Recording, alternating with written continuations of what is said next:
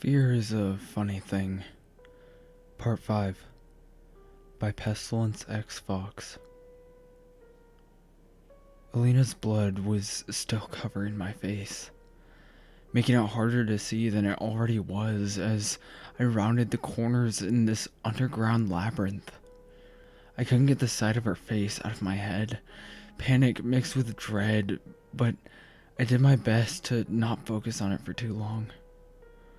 I sped down the elongated corridors as I heard a guttural scream from not too far behind me. The walls themselves seemed to be reverberating as the sickly gray matter which lined the corridors started to move. And I felt as if I were to stop running, it would swallow me whole. I turned left again and found myself at a dead end. Without taking too long to curse my misfortune, I rounded back, doing my best to take another passageway than the one I had just come from. Fear was palpable in my throat, but I couldn't stop. Once I did, I knew I would never escape this horror I found myself in. I turned and ran down another corridor, and that's when I saw it. An escape. Light was filtering down ahead of me, and with renewed vigor I picked up the pace and hauled for the room where the moonlight fell. Once I closed the gap between myself and the room, my stomach turned, and my breath caught in my throat. I was standing inside of a giant room, what must have been at least 1,000 feet in length in any direction, with a ceiling just as high up. From the ceiling there was a small grate which seemed to let the moonlight in, cascading down and filling the opening with a mysterious glow. My legs felt weak and my hands shaky as I reached out before me towards what could only be described as hell on earth. Scattered around me like leftover trash were bodies. Some intact, most missing appendages or covered in entrails.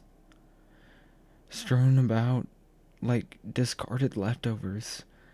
The sight was sickening, but sadly that wasn't the part that made me halt. In front of me were 7 of my former classmates. All ones who had gone missing. Covered in that sickly gray substance that surrounded the walls leading to this chamber. Each one of them had their eyes open, though there was a film covering their irises, telling me they were unable to see me before them. They were all moving, albeit almost imperceptibly, as if they were having spasms, but the gray matter was holding them too firmly in place for them to properly move.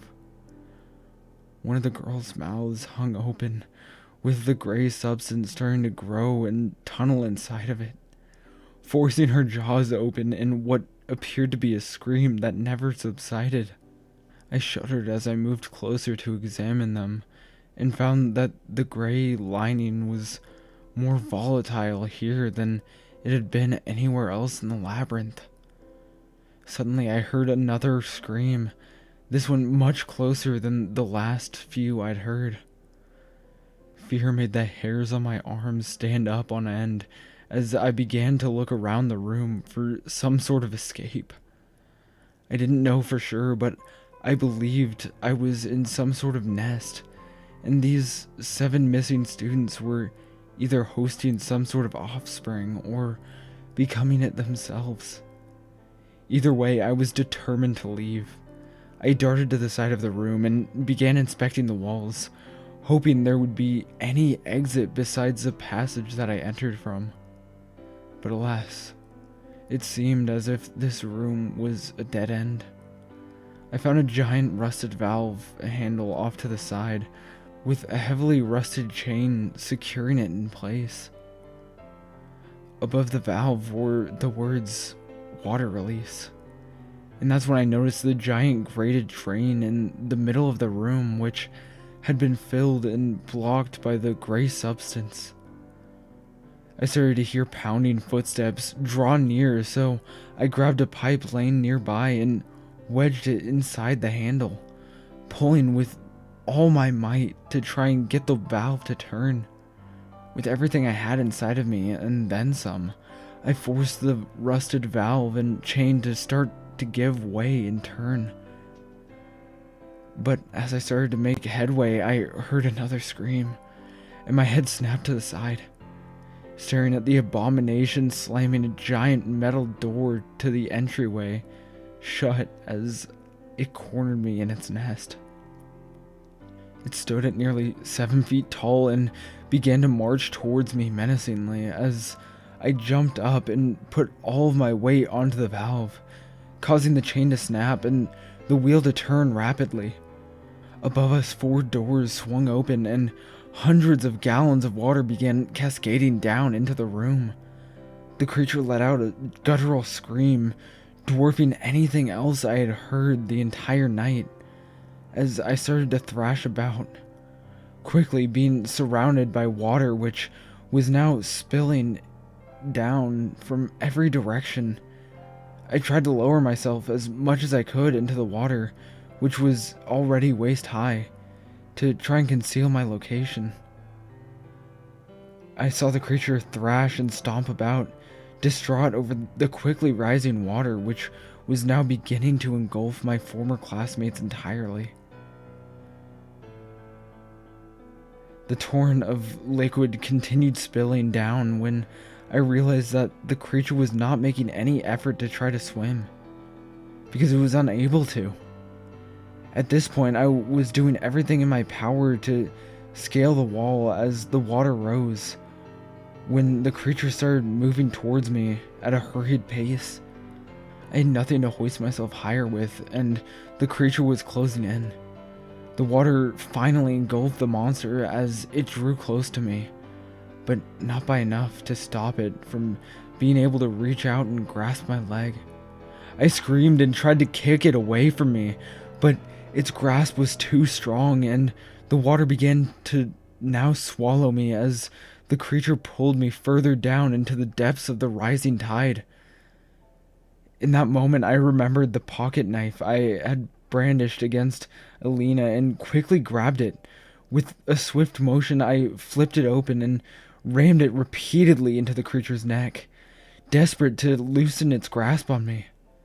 After multiple stabs into its sickly gray skin, a black ooze started to pool around us as it released me. Trying not to swallow any of the substance, I kicked upwards and swam out of its reach, resurfacing with a tired gasp. The water was now more than halfway up the grate at the ceiling of the room I was trapped in, and the water was not slowing. I realized in that moment that I had nowhere to go, and eventually the water would overtake me. My body began to fight me, exhaustion threatening my ability to swim, and my legs already beginning to cramp. There was only a few more feet to go before I would be out of the room, and the water had no signs of slowing as it continued to pour in all around me. I decided I would make one last-ditch effort to escape and swam towards where the grate was above me. My legs began to give out and I struggled to tread water, but I would be damned if I just gave up now. I swam and reached for the bars above me, almost making contact with them before I finally fell below the surface of the water. I tried to make it back to the surface again, but it was futile. My vision was already turning black. Part 6. When I finally awoke, sunlight was cascading through an open window and a soft breeze rustled against me, soothing and cooling me at the same time. I strained open my eyes and surveyed my surroundings, only to find that I was in my apartment somehow. Faint voices were echoing from the living room of my apartment, but I couldn't make out who they were. I looked around to try and make sense of what was happening, but I felt too weak at the moment to really gather myself. Just as I was about to hoist myself up, Someone entered the room and sat next to me. I turned to see Alina sitting beside me, shoulder heavily bandaged but looking fine otherwise. Alina looked down at me, smiling. "It's good to see you back in the land of the living, my friend. You have slept for quite some time." I shook my head and tried to get up, but was unable to. Still feeling drained from the ordeal the night before. "How are we here? You were dead, and I was drowning." Alina nodded to me before seeming to relax further in her seat. "Well, yes, you were drowning, but I certainly wasn't dead. You can't really kill a Reaper. To answer your question, once the beast started chasing you, I was able to get my wits about me and followed it to where you were. I was just about to enter the room behind it when the door was closed. So I made my way above the room and saw you just as you fell beneath the water." I shuddered at the thought. I could still feel the water in my lungs, burning my insides. "I was able to open the bars and fish you out of there, but you had already passed to the other side." At this point, I felt everything go numb. "You mean I'm dead?" It came out much less elegantly than I had intended, but my mind was going blank and I started to hyperventilate. I was beginning to fully panic when I heard Alina laugh. "What's so funny about that?" "No, Thomas, you're not dead. Far from it." She smiled warmly at me, which set me at ease. "I made a judgment call and returned your spirit back to your body." "Why would you do that? Not that I'm ungrateful. I really needed to learn to shut my mouth and not look a gift horse in the mouth. But I needed answers more."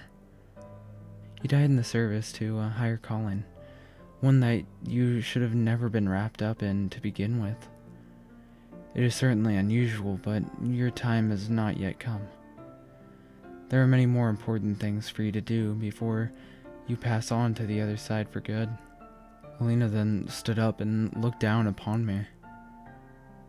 "So until that time has come, I must say goodbye.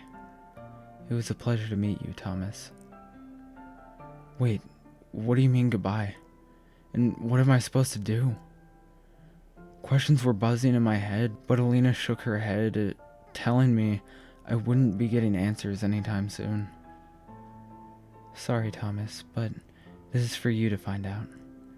You have already interacted more with the supernatural, more than most mortals ever do, and I can't be the one to tell you of what awaits. As for goodbye, my reason for being on your campus is no more. With the beast being slain, I have other duties which need my attention, and it's about time I go tend to them." Alina placed a hand on my shoulder comfortingly. "But it has been a pleasure meeting you. Until next time. I have a feeling it will be sooner than you think." She then turned and left without another word, but I had the feeling I wasn't alone. I struggled to hoist myself out of my bed and wandered into my living room. And to my shock, another person was staring back at me. "Uncle Henry?" "Hello, Tommy. It's about time we head back to the farm. We have a lot to discuss and more to prepare for." My uncle stood with a duffel bag packed and ready to go. "I don't understand. What are you doing here?" My heart started beating faster again, and as confused as I was, I had a sinking feeling in the pit of my stomach. "There is much you don't understand, and that's okay. I had hoped that after the business with your mother was finished, you wouldn't be pulled into this life. But it seems no matter how hard I tried to keep you away from it, You were always going to be sucked back into what started all those years ago. My uncle came and placed a hand on my shoulder, and for the first time in as long as I could remember, he genuinely smiled at me. Come on now, it's time to go. What if I don't want to go with you, Uncle? I asked, knowing full well that I was heading wherever he told me I should be. Then you will never know the truth about yourself, your family, and what you are destined to accomplish, he said in a matter-of-fact manner that I was accustomed to hearing from him. Uncle Henry grabbed the duffel bag that was hastily packed with what looked like most of my clothes and exited my apartment. I sighed and made my way towards the door of my apartment after grabbing my laptop and a few other last-minute trinkets, taking a moment to turn back and survey my surroundings once more before I followed him out of the complex I had lived in. Before I left the apartment, I noticed a single black feather on the chair nearby. I picked it up and smiled to myself for the first time in weeks. At least I'm not afraid anymore. But is that for the best? Hey guys, 4-Shot Boss is here. I want to thank you so much for checking out this video, whether it be on my YouTube channel or my podcast channel. And if you are listening to this on one or the other, I really recommend checking out the other one, whichever you aren't listening on. It would mean a whole lot to me, and I am so grateful you guys chose to spend your time listening to me. Have a good night, and stay creepin'.